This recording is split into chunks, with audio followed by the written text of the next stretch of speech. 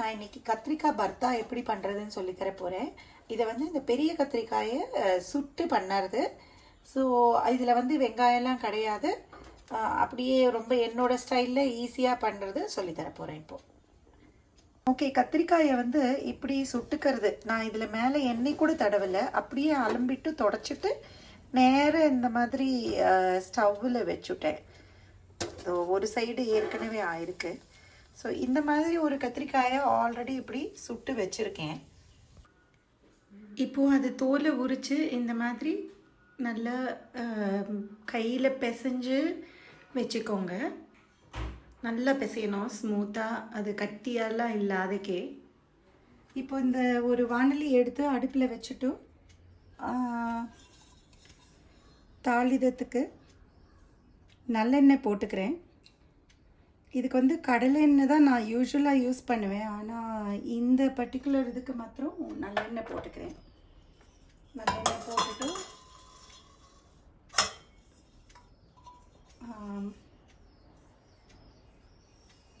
கடுகு,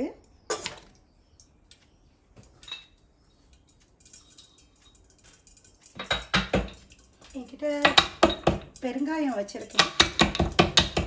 நான் வந்து எப்போவுமே வந்து கட்டி பெருங்காயம் தான் சமையலுக்கு யூஸ் பண்ணுவேன். ஸோ கட்டி பெருங்காயம் வந்து ஒரு எவ்வளோ எடுத்துக்கிறேன், இடிச்சு கட்டி பெருங்காயம் அதையும் இது கூட போட்டுக்கலாம்.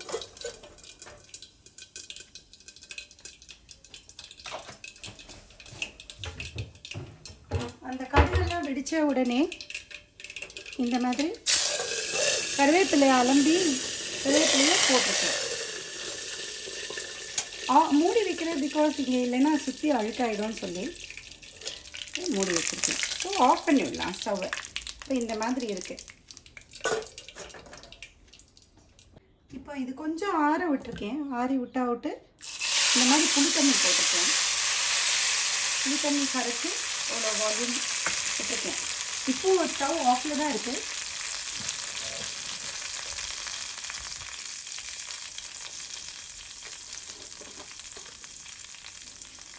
இதில் கொஞ்சம் உப்பு ஒரு ஸ்பூன் போட்டிருக்கேன். அண்ட் மஞ்சப்பொடி போட்டிருக்கேன், அது ஒரு ஸ்பூன் போட்டுட்டு இப்போ நீங்கள் ஸ்டவ்வை ஆன் பண்ணிக்கலாம். ஆன் பண்ணி அது கொஞ்சம் கொதிக்கட்டும். இதில் வந்து தேவையான அளவுக்கு தண்ணியும் விட்டுக்கலாம்.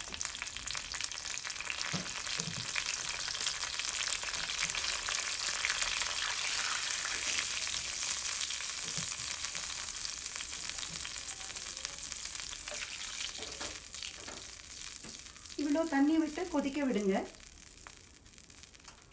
மூடி வச்சு கொதிக்க விட போகிறேன்.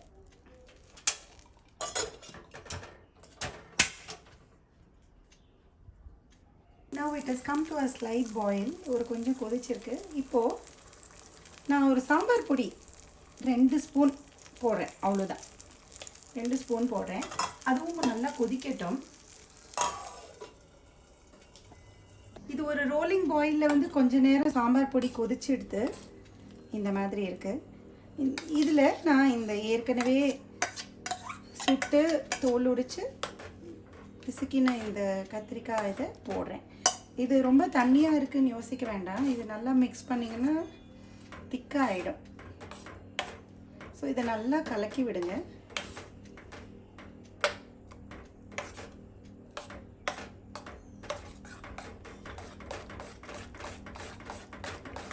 ஸோ நல்லா கலக்கினாக்கா இந்த மாதிரி ஒரு திக் கன்சிஸ்டன்சி வரும். இதில் வேறு ஒன்றுமே பண்ண வேண்டாம். இது நல்லா பாயில் ஆகட்டும். கொத்தமல்லி இந்த மாதிரி பொடியாக நறுக்கிட்டு இதை அப்படியே எடுத்து